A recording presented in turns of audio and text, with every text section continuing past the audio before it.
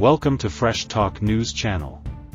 Today, we bring you an urgent and shocking development in U.S. national security: leaked war plans in encrypted chat. A major breach, a stunning national security breach has come to light. Top Trump administration officials inadvertently disclosed classified war plans in an encrypted messaging group that included a journalist. This revelation emerged following a detailed report by The Atlantic and has ignited a political firestorm. Democratic lawmakers wasted no time in condemning the leak, calling it a grave violation of U.S. national security and demanding a full congressional investigation. They argue that this misstep could have compromised military operations and put American lives at risk. How the breach happened: Jeffrey Goldberg, editor-in-chief of The Atlantic, reported that on March 13, he was unexpectedly added to an encrypted Signal chat group titled Houthi PC Small Group. Within this group, National Security Advisor Mike Waltz assigned his deputy, Alex Wong, the task of forming a Tiger team to coordinate U.S. military action against Yemen's Iran-aligned Houthi forces. National Security Council (NSC) spokesperson Brian Hughes later confirmed the authenticity of the chat group, acknowledging that a journalist had indeed been included in the conversation. Trump's military campaign and the accidental disclosure: on March 15, President Donald Trump launched a large-scale military campaign against the Houthis in response to their continued attacks on Red Sea shipping routes.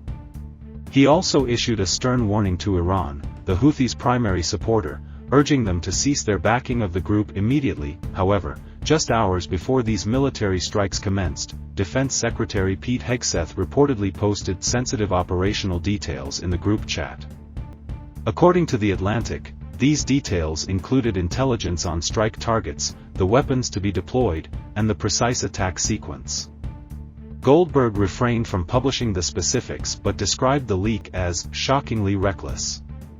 The chat group included accounts purportedly belonging to Vice President J.D. Vance, Secretary of State Marco Rubio, CIA Director John Ratcliffe, Director of National Intelligence Tulsi Gabbard, Treasury Secretary Scott Bessent, White House Chief of Staff Susie Wiles, and other senior NSC officials.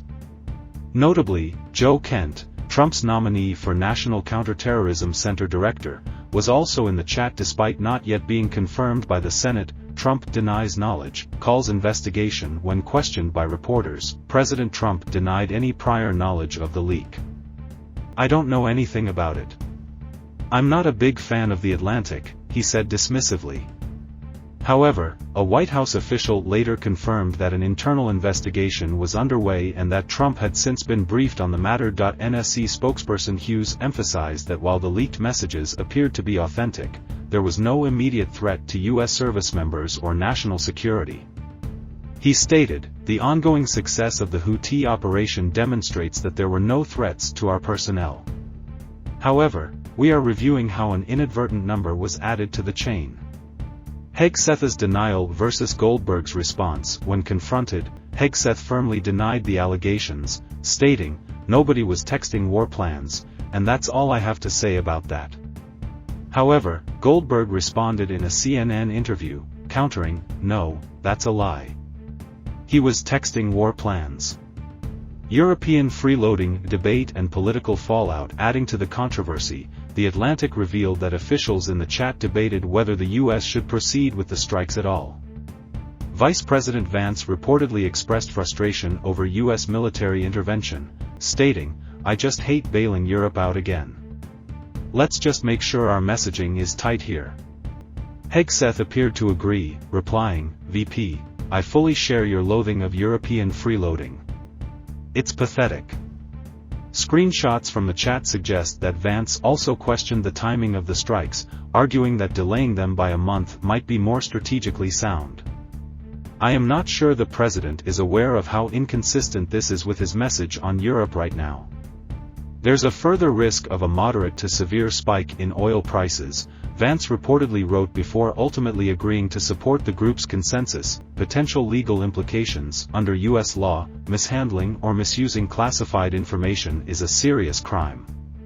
While it remains unclear if legal provisions were violated in this case, The Atlantic's report suggests that messages in the chat were set to disappear after a set period, raising concerns about potential breaches of federal record-keeping laws. Tulsi Gabbard, Director of National Intelligence, took to social media on March 14, warning that any unauthorized release of classified information is a violation of the law and will be treated as such. Gabbard is set to testify before the Senate Intelligence Committee on Global Security Threats this Tuesday. Democratic outrage and calls for accountability. Democratic lawmakers have been vocal in their condemnation. Senate Democratic leader Chuck Schumer called it one of the most stunning breaches of military intelligence in recent history. He urged Republican Majority Leader John Thune to initiate an investigation. Thune, while acknowledging the gravity of the situation, remained cautious in his response. "We're just finding out about it. But obviously, we've got to run it to ground and figure out what went on. We'll have a plan," he said. Meanwhile, Democratic Senator Elizabeth Warren described the use of Signal for discussing national security matters as blatantly illegal and dangerous beyond belief. Senator Chris Coons went further, declaring that every single government official on this text chain has now committed a crime, even if accidentally, that would normally involve a jail sentence. Despite the uproar, the White House has given no indication that the breach will result in staffing changes. White House Press Secretary Caroline Leavitt reaffirmed the president's support for his national security team, stating, "President Trump continues to have the utmost confidence in his advisors, including National Security Advisor Mike Waltz." Conclusion: this unprecedented leak has raised serious concerns about information security within the highest levels of government. As investigations unfold, the political ramifications could be significant, with lawmakers on both sides of the aisle demanding answers. Stay tuned for further updates as this story develops. Thanks for watching Fresh Talk News Channel.